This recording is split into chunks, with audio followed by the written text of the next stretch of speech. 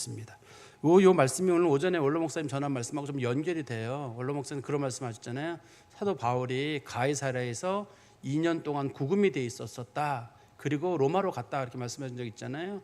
그 2년 동안 가이사랴에 구금돼 있던 그 시기에 이 사건이 있던 거거든요. 당시에 그냥 구금됐던 건 아니고 당시 이제 벨릭스라고 하는 사람이 유대인들의 마음의 환심을 살려고 해서 그냥 가둬둔 거예요. 풀어줄 수도 없고 죄가 있어 잡아놓은 건 아니고 그냥 구금을 해놓고 대신 사람들은 자유롭게 만날 수 있도록 그런 시간이 있었었는데 그때 사도 바울에게 있던 일입니다. 우리가 이제 그 내용을 제가 조금 앞에 설명을 드리면 당시에 이제 사도 바울이 그 베스도 앞에서 유대인들이 자기에게 자꾸 고발을 하니까 나는 이제 이 고발 문제에 대해서 예루살렘에 가서 재판을 안 받고 나는 가이사랴에 가서 재판을 받고 싶다. 예루살렘으로 가게 되면 가는 길에 자기가 암살을 당할 가능성이 있거든요. 그래서 사도 바울이 가이사랴에 간다고 하니까 그러면 당시에 있던 베스도라고 하는 총독이 그럼 그렇게 해라. 그런데 생각해 보니까 죄가 뭔지를 모르겠는 거예요. 이 사람이 무슨 죄를 졌는지를. 죄를 확정 지어야지만이 그 죄를 가지고 가이사 앞에 상소하도록 해야 되는데 죄를 모르겠으니까 이 사람이 도대체 무슨 일이 있었는지. 이 사람이 총독으로 온 지 얼마 안 되거든요. 베스도가 막 오자마자 있던 일입니다. 이게 원래 그 전에 2년 동안 가뒀던 총독은 벨릭스라고 하는 총독이었고 그 사람은 유대를 좀 잘 알아요. 근데 베스도는 잘 몰라요. 그리고 베스도는 이거 있고 나서 또 금방 죽어요. 베스도가. 그래서 베스도가 이쪽 지역을 잘 모릅니다. 이 사건 자체를. 그래서 누구에게 도움을 받을까 하다가 당시 아그리빠라고 하는 그 유대인의 왕이 있었거든요. 그 사람을 좀 불러서 그 사람에게 얘기를 들어야 되겠다.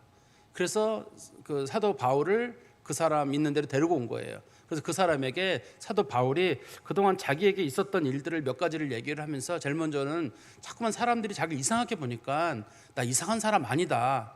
나 원래 고향은 길리기아 다소라고 하는 지역인데 어린 시절에 일찍 내가 예루살렘으로 유학을 와가지고 거기서 가말리엘이라고 하는 사람한테 내가 교육을 받았고 가말리엘이 유명한 그 율법사거든요. 당시에 유명한 율법사에서 그 사람에서 교육을 받았고 굳이 파를 따진다 그러면 나는 바리새파에 속하고 그러니까 내가 뭐 누가 봐도 문제 삼을 수 없는 사람이다. 혹시라도 그게 의심이 된다 그러면 누구한테라도 물어봐라. 그러면 내가 그런 사람인 것을 알 수 있을 것이다.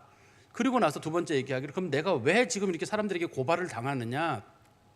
우리 조상 때부터 우리가 믿어온 게 크게 두 가지가 있어요. 하나는 뭐냐면 분명히 하나님께서 말씀하시기를 내가 너희들에게 메시아를 보낸다고 했는데 내가 메시아를 만났는데 그 메시아 얘기를 하니까 사람들이 싫어하더라. 두 번째는 그 메시아가 죽은 자 가운데 부활했는데 당시에 유대인들이 부활을 믿었거든요. 부활과 내세를 믿었고 있었거든요. 그래서 내가 실제로 메시아가 부활했다. 그 얘기를 내가 얘기를 했는데 사람들이 메시아를 믿는다고 하면서도 내가 만난 메시아를 못 믿겠고 부활을 믿는다고 하면서도 내가 말한 부활을 못 믿겠다는 거예요. 그래서 자기를 고소했다고 지금 얘기를 하는 거예요. 그러니까 자기가 고발당한 이유가 유대인들이 오랫동안 약속을 받았던 것을 내가 그대로 얘기했다는 이유로. 그러니까 사도 바울이 봤을 때 이거는 논리적으로 모순이 된다. 그렇지만 어떻든 간에 자기가 그런 문제로 인해서 고발을 당했다. 그럼 사도 바울이 말하기를 옛날엔 나도 사실은 이 부활을 믿지 못했다. 나도 부활을 믿지 못해가지고 유대인들을 그 그리스도인들을 나도 박해를 하고 할 수만 있으면 그 사람들에게 거짓 증언하라고 하려고 그랬고 그 사람들을 가두기도 했고 심지어는 그 사람들을 괴롭히려고 내가 다메섹까지도 가고 외국 성까지도 가서 그리스도인들을 괴롭히는 일들을 내가 많이 했고 또 스데반 같은 사람이 죽을 때는 그 사람 죽는 일에 찬송도 하고 옷도 지켜주는 일이 있었다. 그때는 나도 못 믿었다는 거예요. 근데 오늘 본문에서 사도 바울은 뭘 얘기하냐면 그런데 나한테 특별한 사건이 하나 있었어요. 그 사건 때문에 내가 예수가 메시아라는 것과 예수의 부활이 사실이라는 걸 내가 알게 되었다. 그 사건이 이 사도행전에 3번 나오거든요. 그 다메섹 사건이 3번 나와요. 이게 이제 그 중에 한 사건이에요. 내가 다메섹으로 길을 가다가 그때 내가 예수님을 만났다. 그 얘기를 오늘 본문에 또 하는 겁니다. 이게 이제 9장에 나왔던 얘기를 또 하는 거예요. 우리 한번 성경 말씀 보십시오. 12절에 그 일로 대제사장들의 권한과 위임을 받고 다메섹으로 갔나이다. 그러니까 예수 믿는 사람들이 점점점 늘어나고 있는데 다메섹에도 예수 믿는 사람들이 일단 소문이 나가지고 자기가 거기까지 가서 그 사람들을 잡아오려고 그걸로 가던 길이에요. 그러면 이 사람이 여기 있는데 어떻게 거기까지 가느냐. 당시에 수리아랑 요 팔레스타인 지역이 여기 하나 지역이에요. 수리아 유대 지역이 하나 지역입니다. 그래서 사도 바울이 수리아에 있는 다메섹에서 사도 바울이 거기서 사역도 했었거든요. 사도 바울이 안디옥에서도 사역을 했었고, 사도 바울이 자기가 회심하고 나서 회심한 동네는 그 다메섹이거든요. 자기가 사역한 동네는 안디옥이라고 하는 동네지만 제일 먼저 자기가 말씀을 전한 데는 다메섹이에요. 이 지역이 다 같은 지역입니다. 지금은 나라가 달라요. 하나는 시리아고 또 하나는 레바논 지역에 있고 나머지는 지금 이스라엘 지역으로 나눠져 있으니까. 그런데 옛날에는 이게 그렇게 되어 있지 않았습니다. 옛날에는 그렇게 되어 있지 않았고, 왜 간혹 어떤 분들이 물어보잖아요. 지금 이 땅이 팔레스타인 사람 땅이냐 이스라엘 사람 땅이냐. 사실은 그 정치적으로나 국토적으로 누구 땅이라고 할 수 없는 게, 거기 그 왕이나 주민이 한 20번은 바뀌었어요. 예수님 지나고 나서 20번이나 바뀌었어요. 이 나라가 저 나라가 들어왔다가 영토를 이렇게 나눴다 저렇게 나눴다기 때문에 유대인 거라고 주장하기도 어렵고, 팔레스타인 사람들도 자기 거라고 주장하기도 어렵고, 지금은 그냥 그 땅을 치료적으로 지배하는 사람 땅이라고밖에 할 수 없는, 지금 우리나라처럼 우리나라 사람이 오랫동안 살았던 그런 땅하고는 다릅니다. 이스라엘 지역은 거기가 워낙 역사적으로 복잡한 지역이었기 때문에 지금 뭐 사람들이 간혹 우리나라 사람들이 거긴 팔레스타인 사람 땅 아니야 그러는데, 그런 얘기는 너무 좀 단순화시켜서 얘기를 하는 거고 옳지는 않아요. 그렇게 얘기하는 거는 어떻든 간에 지금은 그 땅을 실효적으로 지배하고 있는 사람들이 그 땅의 주인이라고밖에 할 수가 없어요. 그 이스라엘 역사를 이해하시면 그렇게밖에 볼 수가 없습니다. 어떻든 간에 사도 바울이 그 당시 기독교인들을 박해하러 다메섹으로 가던 길이었는데요. 13절입니다. 왕이여 정오가 되어, 정오는 햇볕이 쨍쨍 내리쬐는 순간이잖아요. 근데 정오가 되어 길에서 보니 하늘에서부터 해보다 더 밝은 빛이 나와 내 동행들을 둘러 비추는지라. 정오가 햇볕이 굉장히 밝은데 그것보다 더 밝은 빛이래요. 우리가 요한계시록에서는 이걸 뭐라고 부르냐면, 천국에 가면 해와 달도 필요 없다고 돼 있죠. 하나님이 곧 해와 달이 되시기 때문에. 거기는 성전도 필요 없다 그러죠. 하나님과 예수 그리스도가 곧 성전이 되시기 때문에 그런 표현을 쓰는데요. 예수님과 하나님이 해보다 더 밝은 분이어서 예수님이 나타나는 그 순간에 해가 무색할 정도로 너무나 밝은 빛이 나타나가지고 사람들이 그 빛에 충격을 받게 됩니다. 그러니까 빛 자체가 너무 밝으니까 사람들이 그것 때문에 쓰러지게 되거든요. 우리 성경 말씀 보십시오. 14절에 보시면 우리가 다 땅에 엎드렸지만 그 빛이 너무 밝아가지고 전부 다 눈이 부셔가지고 빛은 전부 다 본 거예요. 여러 사람이 가다가 빛은 전부 다 봤는데, 그때 내가 소리를 들으니, 소리를 들은 건 자기 혼자예요. 근데 사람들이 물어볼 거 아니에요. 무슨 소리인데? 이런 얘기가 있었어. 어느 나라 말로 했는데 궁금하지 않겠어요? 영어로 했어? 아니면 뭐 그리스어로 했어? 아람어로 했어? 히브리어로 했어? 뭐로 했는데 신이 나타났다고 하는데 무슨 말로 했어? 그랬더니 히브리 말로 하셨다. 성경에 써 있죠. 보세요. 우리가 다 땅에 엎드려지면 내가 소리를 들으니 히브리 말로. 당시에는 사람들이 히브리어를 안 썼습니다. 안 썼고 아람어를 히브리어라고 불렀어요. 당시 사람들은 표준어를, 아람어를 표준어로 쓰고 있었거든요. 근데 성경에서는 아람어를 히브리어라고 읽습니다. 글자가 똑같아요. 글자는요. 히브리 말로 이르되 사울아 사울아 내가 어찌하여 나를 박해하느냐. 지금 예수 그리스도께서 사도 바울에게 하는 말이에요. 사울아 사울아 내가 어찌하여 나를 박해하느냐. 지금 예수님께서 하시는 말씀인데, 사실 사도 바울은 예수님을 박해한 적이 없잖아요. 예수님은 그 전에 이미 돌아가시고 부활 승천해서 하나님 우편에 계신데 예수님 믿는 사람들을 박해했지 예수님을 박해한 적이 없거든요. 그렇지만 예수님은 왜 네가 나를 박해하냐고 하셨어요. 왜 그러냐면 그리스도인들이 박해를 받는 게 곧 예수님이 당하는 거로 보신 거예요. 우리가 가난한 사람들을 도와줘라. 가난한 사람들을 도와주는 것은 곧 하나님께 구워주는 것이니라. 잠언에 나오잖아요. 우리가 어려운 사람들을 도와주는 것, 그것이 곧 주님께 하는 거고, 너희 형제를 없인 여기지 마라. 그의 천사가 날마다 하나님의 얼굴을 뵙는다. 우리가 누군가를 없인 여긴다는 말은 결국 하나님을 없인 여기는 거예요. 그래서 칼빈 같은 사람도 그런 표현을 썼어요. 예수 믿는 사람 함부로 대하지 마라. 하나님은 그것을 자기 얼굴에 침 뱉는 거로 여기신다. 당신이 누군가를 내려보고 말을 함부로 한다는 건 결국 하나님 얼굴에 침 뱉는 거랑 똑같다고 얘기를 했어요. 그러니까 우리 그리스도인들은 전부 다 예수와 같은 사람들이고 예수님 스스로가 우리를 자기랑 같은 존재로 보는 거예요. 그래서 사도 바울은 예수님을 박해한 적이 없고 예수 믿는 사람을 박해했는데 예수님께서는 네가 왜 나를 박해하느냐. 사도 바울 입장에서 내가 언제 했느냐 그렇게 할 일이지만 예수님은 자기와 예수 믿는 사람들을 하나로 보셨다는 거, 그게 중요한 거고요. 두 번째는 가시채를 뒷발질하기가 내게 고생이니라. 한국말이긴 한데 이게 당시에 속담 같은 거여가지고 우리가 좀 읽기가 이해가 어려워요. 많이 힘들었어요. 가시체를 뒷발질하기가 내게 고생이니라. 무슨 말이냐면 옛날에 소나 말이 잘 말을 듣지 않으면 목동들이 그 나무를 가지고 이렇게 때려요. 살살 때리는데 우리나라에서 나무는 그냥 때리지만 이스라엘에는 그 끝에 가시가 달린 나무가 있어요. 그걸 가지고 딱 때리면 그게 그 뭐 소나 양이나 염소 몸에 탁 닿아요. 그럼 따끔할 거 아니에요. 따끔하단 말이에요. 그러면 그 충격을 받아가지고 소나 양이나 염소가 앞으로 가는 거예요. 근데 그 중에 말 안 듣는 애가 그거 맞기 싫어가지고 뒷발질하면서 그걸 자꾸만 때리려고 그러는 거예요. 자기 모르게. 그럼 주인이 어떻게 하겠어요? 더 때리겠죠. 똑바로 가라고. 이 본문은 무슨 뜻이냐면 가시체를 뒷발질하기가 내게 고생이니라는 말은 네가 아무리 피하려고 해봤자 너만 고생이다 이런 뜻이에요. 주님께서 지금 사도 바울을 몰고 가고 있잖아요. 구원의 길로 몰고 가고 있는데 자기가 그걸 거부하려고 자꾸 애를 쓰는 거예요. 그래봤자 네 고생이라는 거예요. 주님께서 진리의 길로 가려고 할 때 얼른 순종하고 가야 되는데 나는 안 가겠다. 결국은 더 이게 가시체만 더 맞아요. 여러분 성경책에 보시면 가시체에 대한 설명이 붙어 있죠. 가시체라는 말을 조그만 글씨로 보시면 가축을 앞으로 몰기 위한 끝이 뾰족한 막대기 이렇게 돼 있죠. 성경책에 표시가 돼 있죠. 너무 작은 글씨라 이게 보이는 분만 보입니다. 이게 어떻든 간에 그 뾰족한 나무로 자꾸 때리게 되면 아프니까 어떤 것들은 그냥 빨리빨리 앞으로 가면 되는데 어떤 것들은 그거 싫어가지고 그냥 주인을 발로 탁 치려고 하는 게 있는 건데 그래봤자 지 손해라는 거예요.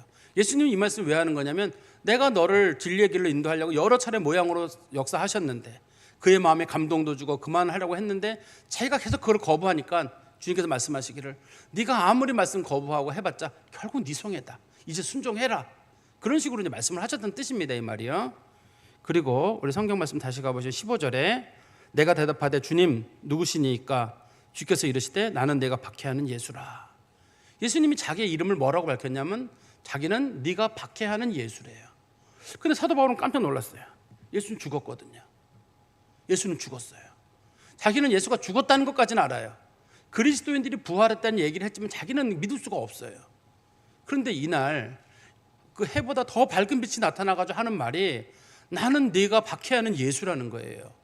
근데 그게 자기 혼자 들은 소리는 자기 혼자 들었지만 그 충격에 휩싸인 건 모든 사람이었잖아요. 모든 사람이 충격에 휩싸이기 때문에 증인이 많아요. 그때 어떤 일이 있었느냐? 정말 하늘에서 엄청 밝은 빛이 있었는데 그리고 우리 그때 모두 다 우리가 무서워서 머리를 뚫고 있는데 그때 음성이 들리기를 나는 내가 박해하는 예수라고 한 거예요. 하면서 봐 예수는 죽었는데 예수가 어떻게 나타났지? 예수가 부활했다는 게 사실이구나. 이 예수가 부활이 사실이구나. 이게 누구도 거부할 수 없는 사실이구나. 그래서 사도 바울은 자기를 사도라고 스스로가 부르는 거예요. 물론 예수님께서 내가 널 이방인의 사도라고 얘기도 하셨지만 사실 사도 바울은 예수님을 하고 이렇게 살아서 있는 동안에 음식을 먹거나 그런 적이 없잖아요. 그렇지만 사도 바울은 자기가 예수를 직접 만난 그 사건이에요. 이게요. 만난 사건이기 때문에 자기는 예수의 사도다라고 주장을 하는 겁니다. 부활한 예수를 만난 거예요. 이날 예수를 만나가지고 예수께서 말씀하신 거예요. 나는 네가 박해하는 예수. 죽은 그분이 부활하시고 하나님 보좌 우편에 계신 줄 알았. 만약에 그 그리스도인들의 가르침대로 따지면 부활하고 하나님 보좌 우편에 있든 자기 말로는 그냥 죽고 끝나는 것이든 그래야 되는데 이분이 하늘 보좌에 계신 분이 언제든지 오시는 분이구나.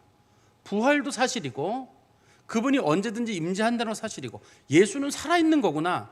이걸 사도 바울이 경험을 한 거예요. 이게 그 인생의 충격적인 경험이거든요. 그리고 그때 예수께서 말씀하시기를 일어나 너의 발로 서라. 일어나라 그런 거거든요. 사도 바울이 당시 엎드리고 있었다고 써있죠. 성경에 보시면 14절에 보시면 우리가 다 땅에 엎드러짐에 이렇게 돼 있잖아요. 엎드려져 있는 하나님께 예수님 말씀하시면 일어나라. 일어나서 네 발로 서라는 말은 일어나는 뜻이에요. 일어나면 예수님께서 말씀하시기를 내가 네게 나타난 이유를 설명하고 있습니다. 왜 나타났냐면 곧 내가 나를 본 일. 너는 네가 지금 여기 이 다메섹 가는 길에서 12시에 나를 만난 거 그거를 꼭 증언해라. 이게 예수의 부활의 실제성이에요. 예수의 부활의 실제성이고 지금도 자기를 믿는 자들에게 언제든지 나타날 수 있는 그분. 예수의 부활의 실제성과 사실성이 여기서 이루어지는 거거든요. 그거 꼭 증언해라. 그러니까 사도 바울은 앞으로 뭘 하게 되냐면 예수를 증언하는 일. 예수는 살아계시다. 이걸 증언을 하게 되고 두 번째는 장차 내가 내게 나타날 일. 이거는 뭐냐면 사도 바울이 이제부터 예수 그리스도에서 많은 걸 경험하게 됩니다.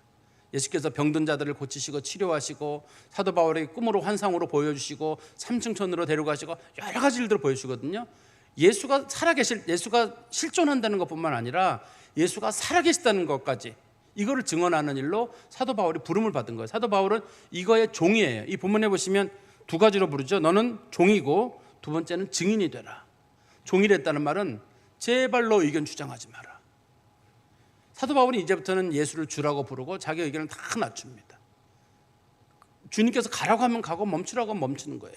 사람들이 말하기를 당신 이번에 예루살렘으로 가면 죽습니다 라고 하니까 사도 바울이 말하기를 나의 달려갈 길과 주 예수께 받은 사명, 은혜의 복음을 전하는 일을 마치려 하면은 나의 생명을 조금 더 두렵지 않다. 왜 두렵지 않냐면 예수의 명령이고, 두 번째는 예수께서 부활하신 것처럼 나도 부활할 거거든요. 그거에 대한 믿음이 그에게 있기 때문에 전혀 두렵지가 않는 거예요. 그러니까 사도 바울이 받은 그 명령이 우리에게도 그대로 적용되는 거잖아요. 예수님이 사도 바울에게 나타났던 건 두 가지 때문이잖아요. 하나는 예수가 실제로 부활했다는 거, 두 번째는 우리 그리스도인들의 삶 가운데서 예수님이 어떻게 역사하실 것인지, 이 두 가지를 설명하라는 거거든요. 증언을 하라는 거거든요. 우리도 마찬가지잖아요. 예수는 살아계시다. 우리가 증언하는 거예요. 예수는 살아계시다. 우리가 인격적으로 만나고 혹은 뭐 우리 믿음성에는 믿음으로만 당신이 만나든 간에 예수는 살아계시다고 내가 증언하는 일이고, 두 번째는 예수가 지금도 우리 가운데 역사하신다는 거. 예수가 살아계시다는 것과 역사하는 건 별개의 문제잖아요. 그러니까 이 두 가지 사건을 우리 그리스도인들이 증언하는 거예요. 히브리서 11장 6절에 보면 믿음에 대한 정의가 있잖아요. 믿음이란 하나님께서 계신 것과 자기를 찾는 자들에게 상 주시심을 믿어야 할지니라. 그때 하나님께서 계신 것과라는 뜻은 하나님이 누구신가 하는 것과 하나님의 실제의 모습이에요. 그리고 자기를 찾는 자들에게는 반드시 상을 주신다는 것. 구원에 대한 상일 뿐만 아니라 현실적으로도 여러 가지 믿음의 증표들과 인도하심을 경험하게 되는 거거든요. 우리의 믿음은 두 가지예요. 하나님이 살아계시다는 것만 끝이 아니라 하나님 살아계심을 믿는 사람들에게는 하나님의 살아계심의 증표들이 우리 삶 가운데 나타나고, 마지막에서는 하나님 나라의 상이 있거든요. 우리가 그걸 바라보고 예수를 믿는 거예요. 사도 바울이 그 명령을 예수님께로 받은 겁니다. 평생 그거를 증언하게 됩니다. 그리고 17절입니다. 이스라엘과 이방인들에게서 내가 너를 구원하여 그들에게 보내요. 사도 바울이 앞으로 어려운 일을 많이 당할 것인데 어려울 때마다 내가 다 건져내겠다. 맞아요. 사도 바울이 소명을 다할 때까지는 살아남아요. 심지어 루스드라에서는 돌에 맞아가지고 사람들이 저 사람 죽었어라고 버리고 간 적이 있었거든요. 그래도 살아나요. 안 죽어요. 질긴 사람입니다. 여러 차례 죽을 일이 있었죠. 예루살렘에서도 죽을 일이 있었어요. 성전에서 나오다가 거반 죽을 꿈을 했었거든요. 거단 죽을 줄 알았는데 안 죽어 사람들이 들것에 데려가지고 안토니아 요새를 끌고 갔는데 또 거기서 살아나가지고 또 입이 살아가지고 또 얘기를 하는 거예요. 참 질진 사람이에요, 이 사람. 왜 그러냐면 주님께서 네가 말한 사역, 내가 너에게 전한 그 사역을 다하기 전까지는 넌 죽지 않는다는 거예요. 안 죽어. 돌멩이 임하는 거 머리에 맞고 휘터져도 또 살아나요, 이 사람은. 그만큼 우리가 흔한 얘기로 사명자는 죽지 않는다는 것처럼 하나님께서 맡긴 일을 다 감당할 때까지는 사도 바울에게 넌 절대 죽지 않는다라고 말씀하셨고, 18절입니다. 그 눈을 뜨게 하여 사람들로 하여금 영적인 눈이 띄어져서 어둠에서 빛으로, 불신의 길에서 믿음의 길로, 사탄의 권세에서 하나님께로. 사탄의 권세에 있느냐 하나님의 권세에 있느냐, 두 가지예요. 신앙생활에서는 하나님 믿느냐 사탄의 권세 아래 놓여 있느냐, 둘 중에 하나지 중간은 없어요. 어떤 분이 예수를 안 믿는다. 사탄의 권세 아래 있는 거예요. 그에게는 사탄이 하나님인 거예요. 자기가 하나님이 아니라 사탄이 하나님인 거고, 우리들에게는 예수 그리스도와 하나님 아버지가 우리에게는 하나님인 거예요. 그래서 사탄 믿는 사람들이, 사탄의 권세에 있는 사람들이 하나님께로 돌아오게 하는 것, 이게 이제 우리가 해야 되는 구원의 문제죠. 돌아오게 하고 죄사함과 나를 믿어 거룩하게 된 무리 가운데서 기업을 얻게 하다. 기업을 얻게 해라. 이게 예수 믿는 사람들에게는 크게 두 가지 사건이 일어나게 되잖아요. 하나는 예수 믿는 사람들이 죄사함을 얻게 되고, 두 번째는 예수 믿는 사람들이 거룩하게 돼요. 자주 말씀드리는데 거룩함도 내가 이루는 게 아니에요. 그러니까 성도를 성도라고 부르는 이유는 예수님께서 그 사람의 죄를 사했기 때문에 그 사람이 죄사함도 얻고 의롭다함도 얻고 거룩함도 얻는 거지, 인간의 모습으로는 거룩함이 없어요. 뭐 오전에도 원로 목사님 루터 예를 드셨는데, 루터라고 하는 사람이 그런 말 했어요. 그리스도인은 한편으로는 의인이고 예수를 믿었다는 믿음 차원에서는 의인이고, 그러나 현실의 우리의 모습을 봤을 때는 죄인이에요. 그러니까 어떤 사람들이 예수 믿는 사람이 왜 저 모양이야? 그러는데 예수 믿는 사람이 원래 저 모양이에요. 저 사람은 안 변해. 잘 안 변하는 게 원래 사람 모습이에요. 우리는 예수 믿음으로 말미암아 예수의 십자가로 의롭다함을 얻었지만 현실의 우리의 모습은 여전히 죄인이에요. 이 두 개의 간격을 좁혀가는 건 가능하지만 완전히 없어지는 일은 하나님 나라 가기 전까지는 안 돼요. 그러니까 예수 믿는 사람 때문에 영광 가린다 그러는데 영광 가리지 않으면 좋겠습니다만 내 의도만큼 잘 안 돼요. 사람이 성숙해지고 거룩해진다. 그거는 그만한 환경이 이루어져야지 스스로 성숙함과 거룩함을 이루기도 어려워요. 그래서 우리의 의로움도 예수시고 거룩함도 예수셔요. 그걸 다 마음에 두셔가지고 내가 거룩함이 없을 때 나는 틀렸나 보다, 나는 왜 이렇게 성숙이 안 되는가 이렇게 보는 게 아니라 그래 다시 또 기도하자. 예수를 더 믿으면 예수님 나를 바꿔주시겠지. 주여 나를 도와주십시오. 이렇게 도와달라고 기도를 해야지 내가 더 돌을 닦고 내가 더 마음을 비우고 내가 착하게 살고 결심을 안 해서 안 바뀌는 게 아니잖아요. 결심만 했으면 여기 있는 분들은 연세 드신 분들은 다 성자게요. 성자네 얼굴을 보니까 성자인데 있어요. 우리 교회 성자라는 이름을 가진 분도 계세요. 그런 분들 빼놓고는 사실 온전한 성자는 없죠. 다 사람은 다 똑같아요. 그러니까 우리 그리스도인들은 그 긴장감 가운데 있다 그래요. 제가 라틴어 하나 좀 써볼까요? 라틴어로 이거를 심을 유스투스의 페카토르라 그러거든요. 한편으로는 우리가 의로운 사람이고 한편으로는 우리가 죄인이에요. 그래서 우리가 예수 믿은 사람으로서 우리가 의롭다함을 얻었지만 우리를 거룩하게 만드시는 분들, 지금은 죄인이지만 회개의 삶을 통해서 회개의 열매를 통해서 계속적으로 우리를 거룩한 삶으로 만들어가세요. 이건 성령의 사역이에요. 성령이 우리를 거룩함으로 만드신다. 그리고 그들에게는 하나님 나라의 상이 있다.